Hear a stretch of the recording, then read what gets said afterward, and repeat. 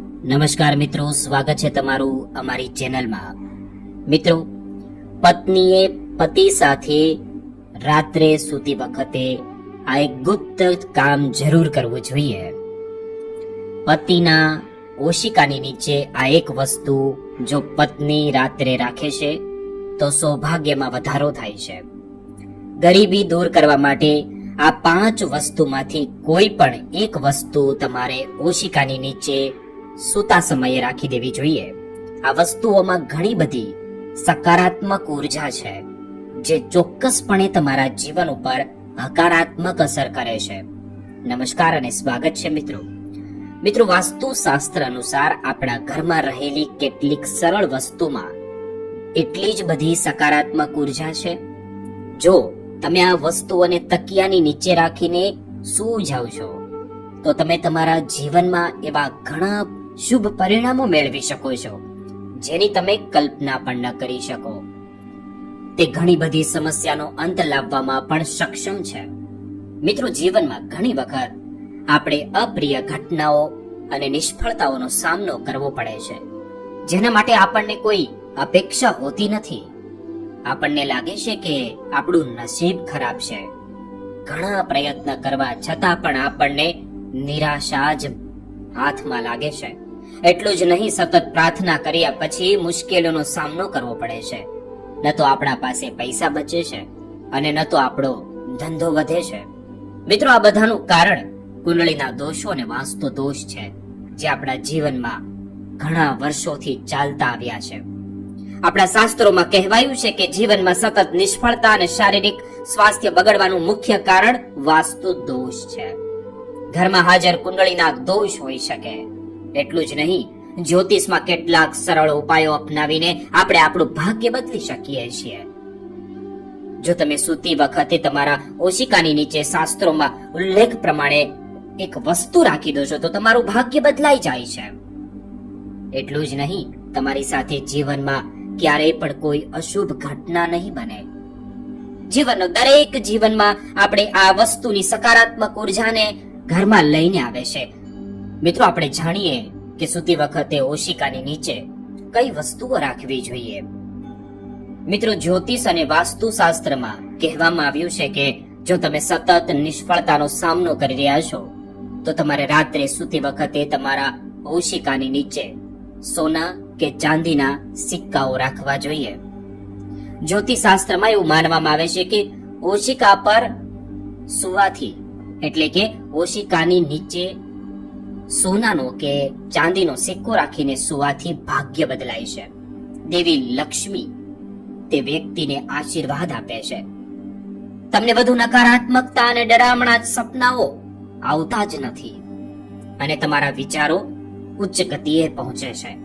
તો તમારે સૂતી વખતે તકિયાની નીચે એક લસણ કે લવિંગની કળી રાખવી જોઈએ. તે સકારાત્મક ઉર્જાનો સ્ત્રોત છે. તો મિત્રો, આપણે નકારાત્મક ઉર્જાને ઘટાડવામાં મદદ કરે છે. તે શરીરમાં સકારાત્મક ઉર્જાનો સંચાર કરે છે અને જો પૈસા સંબંધિત સમસ્યાનો સામનો કરી રહ્યા છો તો તમારે સૂતી વખતે તકિયાની નીચે લસણની કળી કે પછી એક નાનકડું લવિંગ જે આખું હોય, ફૂલવાળું હોય તેવું લવિંગ રાખવાથી સકારાત્મક ઉર્જાનો સ્ત્રોત બને છે. મિત્રો, આપણી નકારાત્મક ઉર્જાને ઘટાડવામાં મદદ કરે છે. શરીરમાં સકારાત્મક ઉર્જાનો સંચાર કરે છે. તમે પૈસા સંબંધિત સમસ્યાનો સામનો કરી રહ્યા છો તો સૂતા પહેલા તમારે તકિયાની નીચે આ જરૂર રાખવું જોઈએ.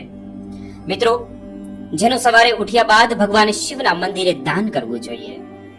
જો તમે આ વસ્તુ કરી શકો તો, એટલે કે દાન તમારે આ વસ્તુ નથી કરવાની, સાથે જ તમારે કોઈ બીજું દાન પણ કરવાનું છે.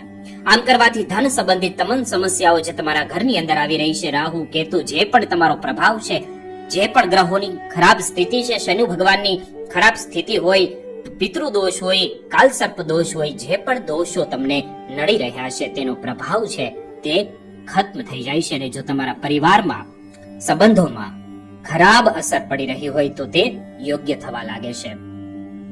મિત્રો, તમારા પારિવારિક સંબંધોની સ્થિતિ સારી નથી અથવા તો તમારો ધંધો યોગ્ય રીતે ચાલી નથી રહ્યો અથવા તમારી પાસે પૈસાની બચત નથી તો તમારે થોડી મગની દાળ લીલા કપડામાં બાંધીને રાત્રે સૂતા પહેલા પતિના ઓશિકાની નીચે રાખવા દેવાની છે.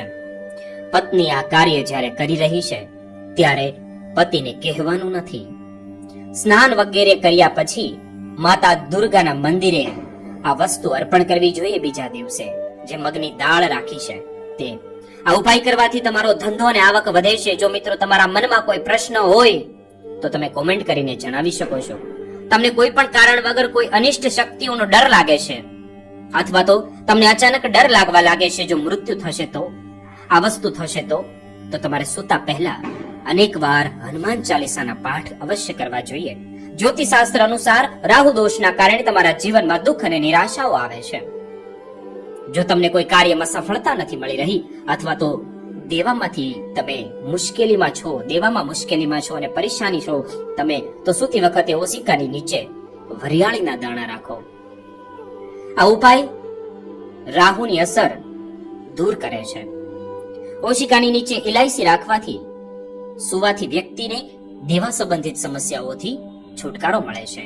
તે વ્યક્તિને ગાઢ નિંદ્રામાં પણ તે મદદ કરે છે. જો કોઈ વ્યક્તિનો ગુરુ ગ્રહ નબળો હોય તો હળદરને એક ગાંઠ પોતાના ઓશિકાની નીચે સૂતા સમયે રાખવી જોઈએ તો ગુરુ ગ્રહ મજબૂત બને છે. નોકરી અને વ્યવસાયમાં ઘણી પ્રગતિ થાય છે.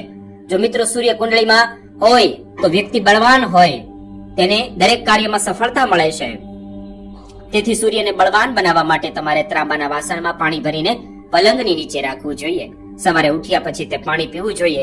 આનાથી તમારું સ્વાસ્થ્ય સારું રહે છે અને તમારા કામમાં તમને સફળતા મળે છે. આ સિવાય જો તમને વધુ શુભ ફળ જોતું હોય તો પણ મળે છે. અને મિત્રો, તો તમારે ઓશિકાની નીચે લાલ ચંદન રાખીને સૂવું જોઈએ. આમ કરવાથી સૂર્ય ભગવાનની કૃપા પ્રાપ્ત થશે અને તમારું કોઈ પણ કાર્ય નિષ્ફળ નહીં જાય.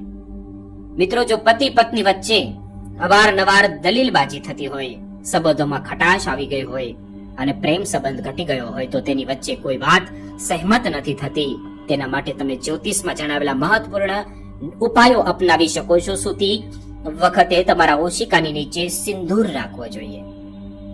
મિત્રો, પત્ની આ કાર્ય જરૂર કરે. સિંદૂર તમારે માત્ર પતિના ઓશિકાની નીચે રાખવાનો છે.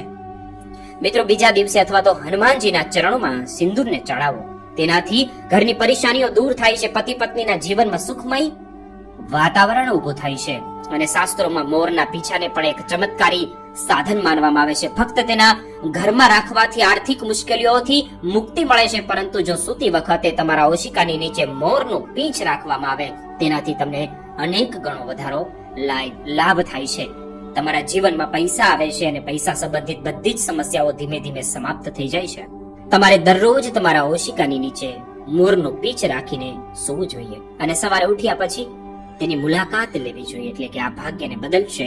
હિન્દુ ધર્મમાં તુલસીના પાનને સૌથી પવિત્ર માનવામાં આવે છે. તે આપણા ધાર્મિક અને આધ્યાત્મિક બંને રીતે ફાયદાકારક છે.